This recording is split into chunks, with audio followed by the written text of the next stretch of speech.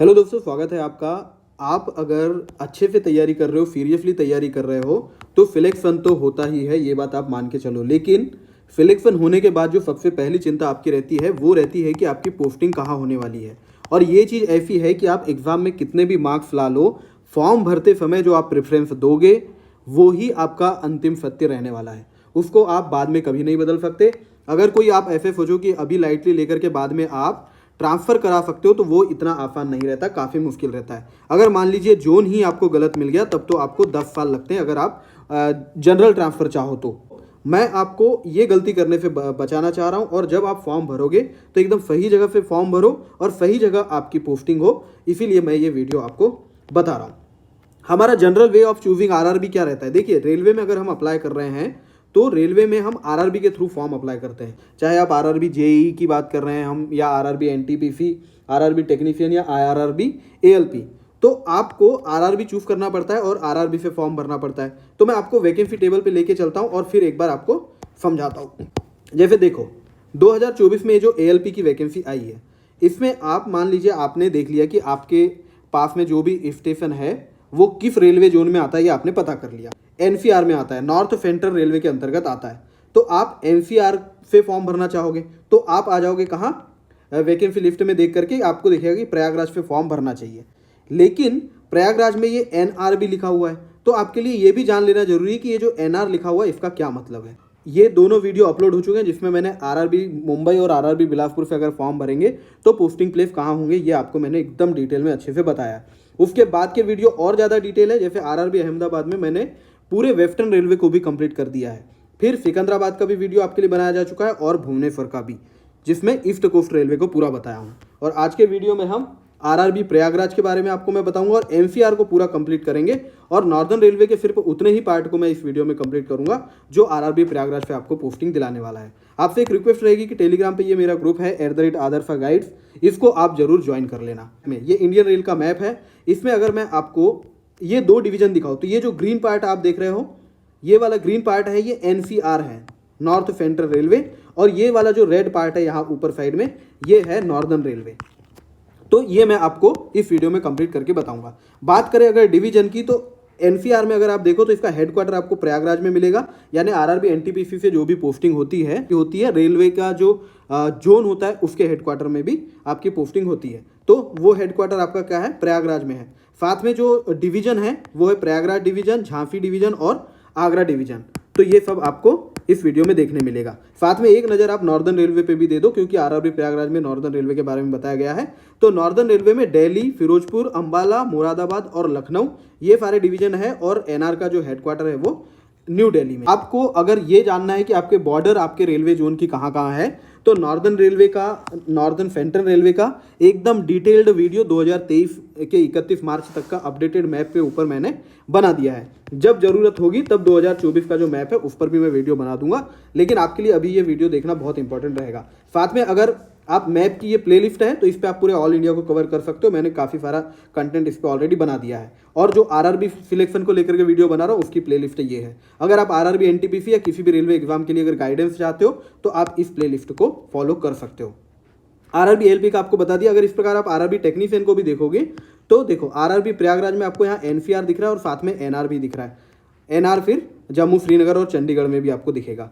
RRB NTPC 2019, ये थोड़ा आप ध्यान देना। तब आरआरबी इलाहाबाद था, अभी नाम चेंज हो गया तो आरआरबी प्रयागराज हो गया। आप जब यहाँ पर देखोगे तो यहाँ देखो एनसीआर और एनआर आपको हर जगह दिख रहा है। तो ये आपको बताऊंगा। डीजल लोकोमोटिव वर्कशॉप है ये वाराणसी की, उसकी भी रिक्रूटमेंट यहाँ पर हो जाएगी। तो जब आप ये वैकेंसी टेबल को अच्छे से ऑब्जर्व करो तो आपको पता चलता है कि एक आरआरबी एक से ज़्यादा जोन के भी रिक्रूटमेंट कर सकता है, जबकि एक ही जोन की रिक्रूटमेंट एक से ज़्यादा आरआरबी भी कर सकता है। बताता हूँ कि जब हम फॉर्म अप्लाई करते हैं तो सिर्फ किसी भी एक ही आरआरबी से फॉर्म अप्लाई कर सकते हैं। अगर मल्टीपल आरआरबी से फॉर्म भरे जा सकते, मल्टीपल एग्जाम्स आप दे सकते, तो ये सब चिंता करने की जरूरत नहीं थी। लेकिन आप किसी भी एक ही आरआरबी से फॉर्म भर सकते हो, तो उस आरआरबी में आपको प्रेफरेंस देनी पड़ेगी। जैसे मैंने आपको बताया कि एक आरआरबी एक से ज़्यादा जोन के लिए रिक्रूटमेंट कर रहा है। जैसे अभी आपके प्रयागराज के बारे में ही हम बात करें तो यहाँ पर क्या हो रहा है, ये एनसीआर और एनआर दोनों के लिए रिक्रूटमेंट कर रहा है। तो आपको प्रेफरेंस देना पड़ेगा कि आप पहले एनआर चाहते हो या फिर एनसीआर चाहते हो। इस पोस्ट को देखो, सीनियर कॉमर्शियल कम टिकट क्लर्क, तो है तो पोस्ट तीनों जगह सेम, लेकिन प्रेफरेंस कैसे दी है कि पहले सीआर, यानी कि अगर कट ऑफ क्लियर रही, नंबर अच्छे रहे, तो हमारी पहली प्रेफरेंस जो रहेगी सीआर वो मिल जाएगी। जैसे देखो ये 2 नंबर पे है, 3 नंबर पे, 4 नंबर पे, उसके बाद एफसीआर मिलेगी, फिर डब्ल्यूआर मिलेगी। तो आप जो सबसे ऊपर प्रेफरेंस दोगे वो आपको मिल जाती है। इस प्रकार से आपको प्रेफरेंस देना पड़ता है। इतने 3 जोन आरआरबी मुंबई का है ये, तो यहाँ पे 3 जोन के लिए आप एक ही आरआरबी अप्लाई करे थे, लेकिन उन जोन की जो है डिटेल इस प्रकार से आपको देना पड़ा था। अब ये बहुत समझने की बात है कि इसमें सेंट्रल रेलवे का क्या मतलब है, साउथ सेंट्रल रेलवे का क्या मतलब है, डब्ल्यूआर का क्या मतलब है, क्योंकि दूसरे आरआरबी में भी ये सेम चीज़ें मिलेगी आपको। सेंट्रल रेलवे मुंबई में मिलेगा, एफसीआर भी अलग मिल जाएगा, डब्ल्यूआर भी अलग मिल जाएगा। तो ये सारी डिटेल के लिए ही मैंने आपको वीडियो बना के समझाया है। फिर जब आप ऐसे प्रेफरेंस देते हो तो कट ऑफ भी उस प्रकार से आती है। जैसे ये सीआर के लिए कट ऑफ आई, ये साउथ सेंट्रल रेलवे के लिए, ये डब्ल्यूआर के लिए, आरआरबी मुंबई की मैं यहाँ आपको ये स्क्रीनशॉट दिखा रहा हूँ समझाने के लिए। तो कट ऑफ भी फिर इस हिसाब से आती है। तो मान लीजिए अगर आपके नंबर अच्छे रहे और पहली प्रेफरेंस यही है तो आपको यही मिल जाएगा, कट ऑफ क्लियर हो रही है। नहीं तो आप उसके नीचे वाली प्रेफरेंस मिलेगी, अगर थोड़े नंबर कम है तो ये मिलेगा। इस प्रकार से होता है। तो ये बैकग्राउंड मैंने आपको अच्छे से बता दिया। अब मैं आपको एक्सप्लेन कर देता हूँ कि जब आप आरआरबी प्रयागराज पे फॉर्म भरोगे, चाहे वो एएलपी का हो, आरआरबी एनटीपीसी का हो, जूनियर इंजीनियर का हो, या फिर आरआरबी टेक्नीशियन का है, तो उसमें आपकी पोस्टिंग कहाँ कहाँ हो सकती है। जब आप वैकेंसी टेबल में एनसीआर देखते हो आरआरबी प्रयागराज के अंतर्गत, आरआरबी प्रयागराज के अंतर्गत आप जब नॉर्दर्न रेलवे देखते हो, तो आपको उसका क्या मतलब है, पोस्टिंग प्लेस कैसे डिसाइड होता है, वो मैं आपको बता देता हूँ।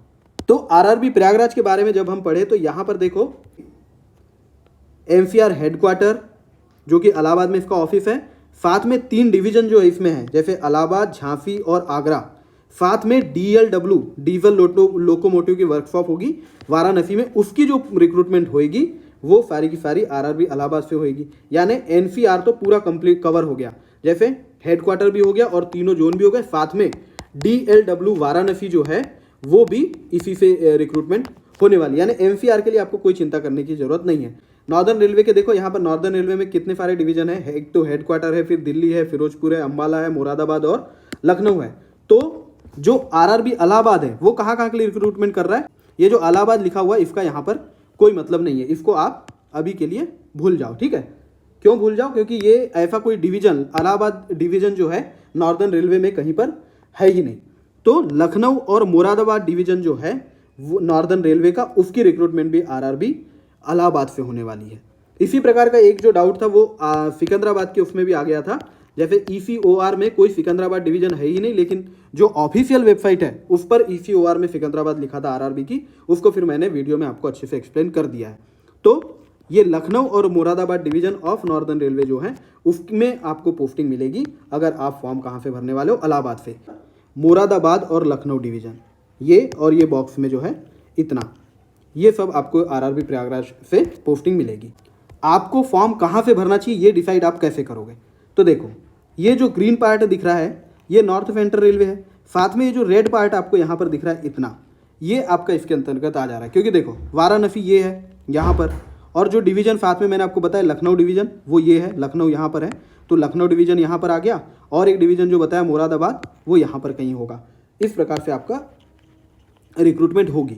तो अगर आप मान लीजिए ऐसा है कि आपको इस तरफ आने के लिए तैयार हो, आप यानी इस तरफ जाने के लिए तैयार हो, तो आप आरआरबी यही चूज करो, नॉर्थ सेंट्रल रेलवे। लेकिन अगर आप इस तरफ जाना चाहते हो ऊपर की तरफ, तो आपको फिर नॉर्दर्न रेलवे वाली वीडियो भी देखनी पड़ेगी और उसमें भी आपको समझना पड़ेगा। तो मैं आपको सजेस्ट करूंगा कि अभी जो मैं नॉर्दर्न रेलवे के लिए वीडियो बनाऊंगा वो भी आप लोग देख लेना, तो आपको एक पूरी पिक्चर क्लियर हो जाएगी और इतने पार्ट के बारे में पूरा समझ जाओगे।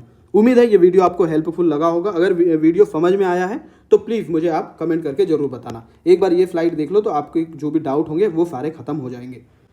एनसीआर की पूरी रिक्रूटमेंट, साथ में नॉर्दर्न रेलवे का सिर्फ मुरादाबाद और लखनऊ डिवीजन जो रहेगा वो आरआरबी प्रयागराज से भरा जाएगा। Thank you very much, all the best.